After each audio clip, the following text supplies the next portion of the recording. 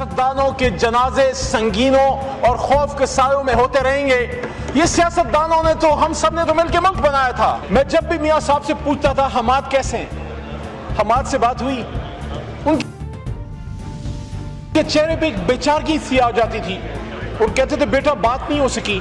पता नहीं हमाद कैसा है। मियां अजहर साहब के क्या एहसास होंगे जो 16 महीने वो अपने बेटे से न मिल सके, न बात हो सकी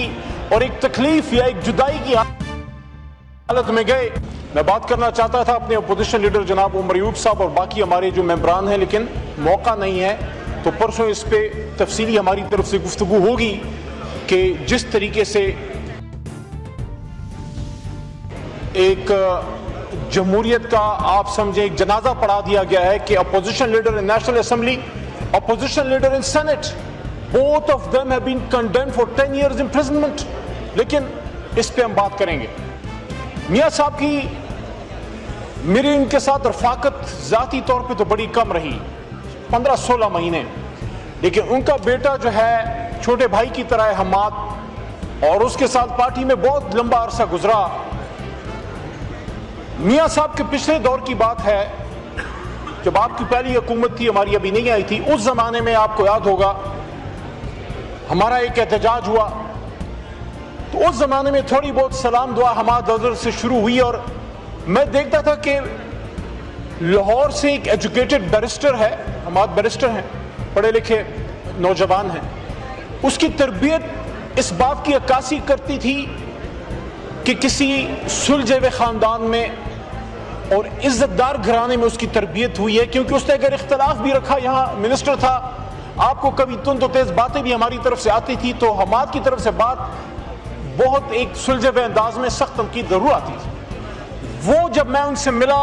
यकीन कीजिए, एक होती है लफाजी, एक होती है पर्सन एक्सपीरियंस। मियां अजहर साहब से जब मैं मिलता था, आई वुड फील कि बिल्कुल जो मेरे मरहूम चचा शौकत अली खान साहब, उनकी तरह की फीलिंग मुझे उनसे आती थी। एक दुख अलबत्ता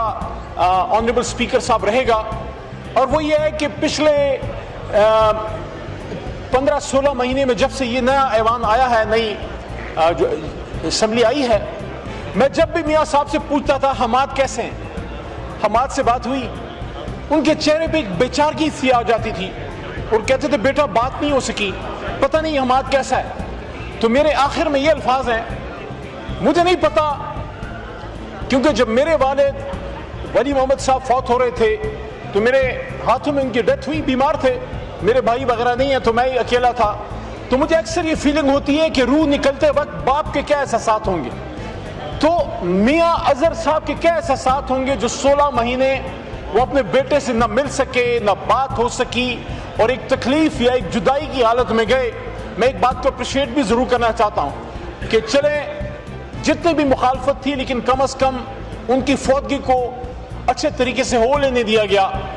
लेकिन मैं इस ऐवान में जाते जाते बस ये सवाल रखने देना चाहता हूं, यहाँ सीनियर क़यादत मौजूद है, सियासतदानों के जनाजे संगीनों और खौफ के सायों में होते रहेंगे। ये सियासतदानों ने तो, हम सब ने तो मिलकर मुल्क बनाया था। इसी तरह हर तरह की latest updates, breaking news, political news के लिए वीडियो को लाइक करके चैनल को सब्सक्राइब करें और बेल के आइकॉन पर लाजमी क्लिक करें ताकि आप रहें हर खबर से बाखबर।